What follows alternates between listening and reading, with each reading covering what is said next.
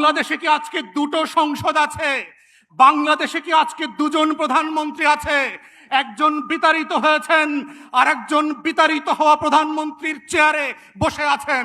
মাননীয় প্রধানমন্ত্রী, আপনি শুধুমাত্র প্রধানমন্ত্রী জুলাইয়ের কারণে, আপনি শুধুমাত্র প্রধানমন্ত্রী আমার 24-এর 1400 শহীদের কারণে, আপনি শুধুমাত্র প্রধানমন্ত্রী আমার 26,000 আহত ভাই বোনের কারণে, আপনি শুধুমাত্র প্রধানমন্ত্রী আমার 650 চোখ হারানো অন্ধ ভাই বোনের জন্য, 72-এর সংবিধানের জন্য না।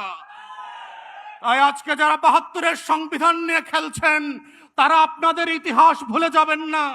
পঞ্চম সংশোধনী ফিরায় নিয়ে আসার যে রাজনীতি আপনারা প্রস্তাব করেছেন, এইটা 72-এর সংবিধানে যায় না।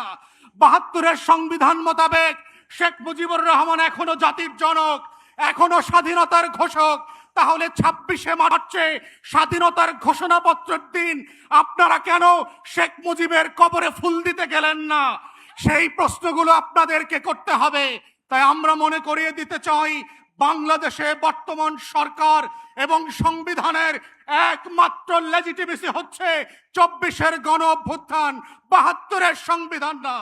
তাই এই গণ অভ্যুত্থানকে যদি আগামী দিনের রাজনীতি বাংলাদেশ রাষ্ট্র বিনির্মাণের রক্ষা কবচ করতে হয়, সেটা শুধুমাত্র জুলাই সনদ অক্ষরে অক্ষরে বাস্তবায়নের মাধ্যমে, গণভোটের গণরায় বাস্তবায়নের মাধ্যমেই সম্ভব।